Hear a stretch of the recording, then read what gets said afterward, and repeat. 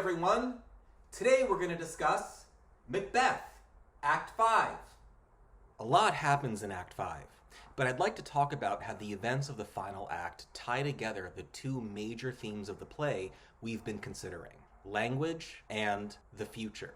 Let's begin with the prophecies Macbeth received from the witches in the previous act. Through prophecies, the play has, since its very beginning, been exploring the relationship between language and how we conceive of the future. In Act 5, we see how language can articulate the truth without conveying the truth to the listener, how words can bring the wrong ideas into the hearer's mind. One of the witches' prophecies in Act 4 was that Macbeth would not be defeated until Birnam Wood came to Dunsinane, which Macbeth took to mean that he was invincible, since forests cannot get up and move. But we find out in Act 5 that Birnam Wood does get up and move.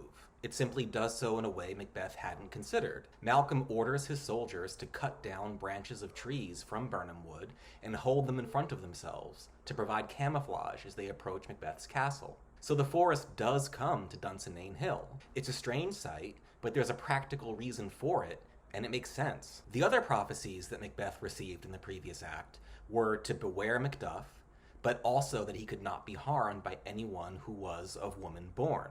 Those two prophecies seem to contradict each other. Why should Macbeth be worried about Macduff when no one born of woman can harm him? But again, Macbeth didn't think of everything the witch's words could mean. When Macbeth and Macduff finally confront each other in Scene 7, Macbeth warns him, "I bear a charmed life, which must not yield to one of woman born." And Macduff replies, "Despair thy charm, and let the angel whom thou still hast served tell thee Macduff was from his mother's womb untimely ripped." Macduff was a caesarean section. He was, in a medical sense, not born by his mother. When Macbeth realizes the prophecies are turning against him, he begins to doubt the equivocation of the fiend that lies like the truth. He accuses the witches of telling lies that sound like the truth. But it's hard to say the witches were lying. The prophecies were technically true. The witches might have had manipulative intentions, but there is nothing untrue in the words themselves. They were accurate. The words, however, meant things that Macbeth wasn't yet able to conceive of. He wasn't yet able to see how those statements could be true. He didn't see that the world was going to change in ways that would make those statements possible. That leads us to the characters and the play's changing conception of not only the future, but time. Macbeth and Lady Macbeth have, for 4 acts, been focused on the future, on what's going to happen to them next, on what they can make happen, on what they will become. But in Act 5, I think, we see that they start to become increasingly focused on, even trapped by, the past. In Act 5, Scene 1, we find out that Lady Macbeth has recently been sleepwalking, and that when she sleepwalks, she keeps trying to wash blood off of her hands. The symbolism there is pretty obvious. Her guilt over what she and her husband have done is getting to her. But what's most interesting to me is how she ends her sleepwalking session. She says, to bed, there's knocking at the gate. Come, come, come, come, give me your hand. What's done cannot be undone. To bed, to bed, to bed." Lady Macbeth spent the first half of the play scheming, trying to change and control her and her husband's future. But now her concerns lie in the opposite direction. She's obsessed with the fact that she cannot undo the things she has done. Previously in the play, characters dreamed about what they might do. Macbeth dreamed about seeing a dagger beckoning him to kill Duncan. Banquo dreamed about raising children who would be kings. Now, Lady Macbeth, who planned and plotted maybe more than any other character, is dreaming about the past. Macbeth seems to undergo a similar change. In Act 5, Scene 3, as Malcolm and Macduff's army advances on his castle, Macbeth still clings to the witches' prophecies for hope. "Let them fly all. Till Birnam Wood removed Dunsinane, I cannot taint with fear. What's the boy, Malcolm? Was he not born of woman?" But Macbeth also, suddenly, seems to be overcome with a kind of exhaustion and regret, thinking to himself, "I have lived long enough. My way of life has fallen into the sere, the yellow leaf, and that which should accompany old age, as honor, love, obedience, troops of friends, I must not look to have, but in their stead curses, not loud but deep, mouth honor, breath, which the poor heart would fain deny and dare not. Macbeth recognizes that he's made mistakes that have left him old and alone and distrusted by everyone, and that there's nothing he can do now to change that. He's no longer thinking about how he can advance farther. He's trying to accept that he has to live with the life he's made for himself.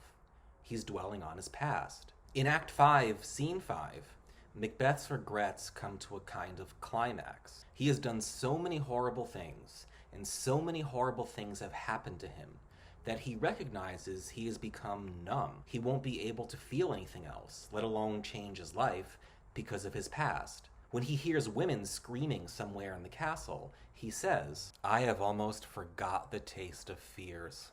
The time has been my senses would have cooled to hear a night shriek, and my fell of hair would at a dismal treatise arouse and stir as life were in it. I have supped full with horrors. Direness, familiar to my slaughterous thoughts, cannot once start me." When he finds out that the women were screaming because they discovered that Lady Macbeth has committed suicide, Macbeth delivers the short soliloquy that is by far the most famous soliloquy in the play. Tomorrow and tomorrow and tomorrow creeps in this petty pace from day to day to the last syllable of recorded time, and all our yesterdays have lighted fools the way to dusty death. Out, out, brief candle. Life's but a walking shadow, a poor player that struts and frets his hour upon the stage and then is heard no more. It is a tale told by an idiot, full of sound and fury, signifying nothing. There are a ton of things to analyze in this speech, and I'm going to give you a link to a fantastic close reading of this speech by the actor Ian McKellen, whom you might know as Gandalf from the Lord of the Rings films, or Magneto from the X-Men films. What's interesting from this course's perspective about this speech is the way it intertwines the play's themes of time and language. Tomorrow and tomorrow and tomorrow creeps in this petty pace from day to day till the last syllable of recorded time. Time continues until the future becomes the past and exists as history.